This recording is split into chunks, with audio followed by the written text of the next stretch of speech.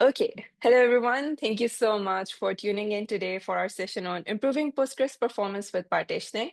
I'm your host, Annie, and with me I have Umair Shahid, who is the founder of Stormatics. And today he's going to walk you through all types of partitioning and how it can make you improve your PostgreSQL performance better. And yeah, before we start, I would like to go over a few housekeeping items. This webinar is being recorded. The recording will be shared with you afterwards. Feel free to use the webinar chat box or the Q&A feature to share your queries throughout the session. And at the end, we're going to answer those. And yeah, that's it from my end. Over to you, Umair. Thank you, Annie. And thank you everybody for joining in, whoever is on the call or on the session.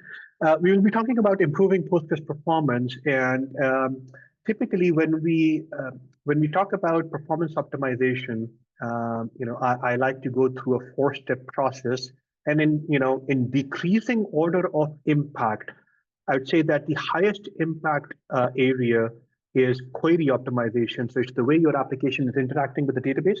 It's the way your application is putting data in and fetching data from your database. That's what makes the most impact.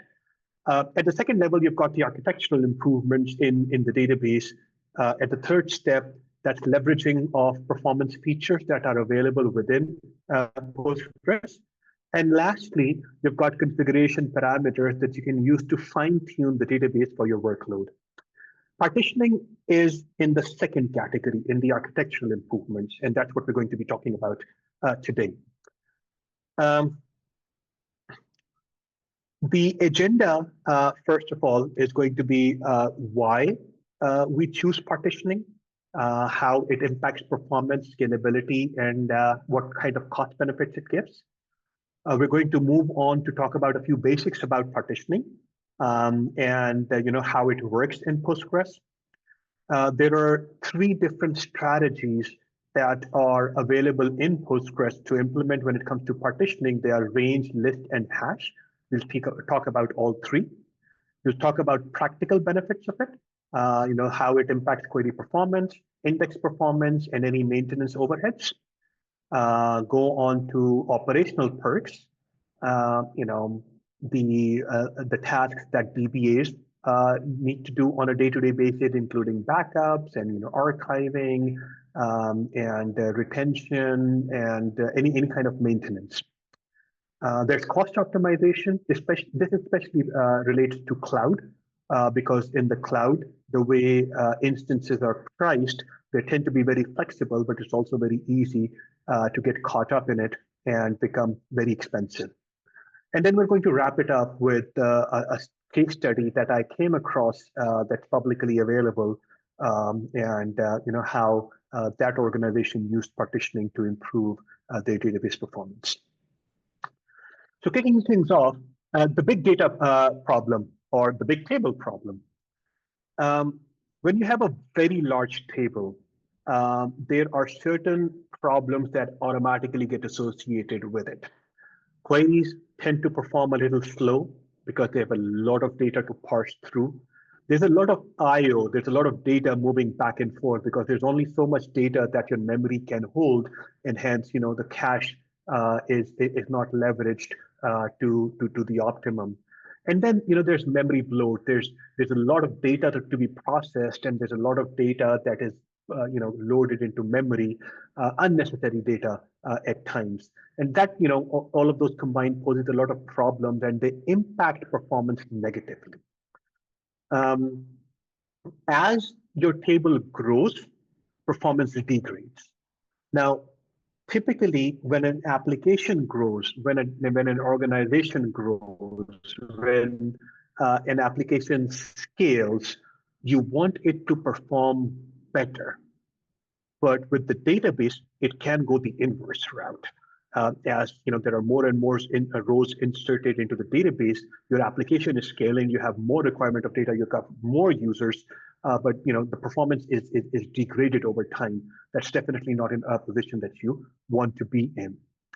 And from a DBA perspective, there is a lot of maintenance overhead for a large table. Simple processes like vacuum and analyze, they tend to take longer because of the large size of the table. Indexing and re-indexing can take much longer. The cost of scaling goes up because um, the more data you have, the more sluggish your database becomes, the more power you will need in order to make it work to the performance level that you need it. And then there's all sorts of life cycle issues as well. We're going to get into this in a little bit more detail as to how purging or archiving of all data is negatively impacted when there are lots of or millions of rows in a single table. Now let's define table partitioning. What exactly it is? The concept is that you have one large table and you split it up into multiple smaller tables. That, the essence of it. One large thing, you split it up into smaller pieces. Now, each of those pieces hold a specific set of data from the parent table. And how that set is defined is it's called a partition key. We'll get into that in a bit more detail as well. But essentially, you split up a large table into smaller pieces, and how you split them up is defined by the partition key.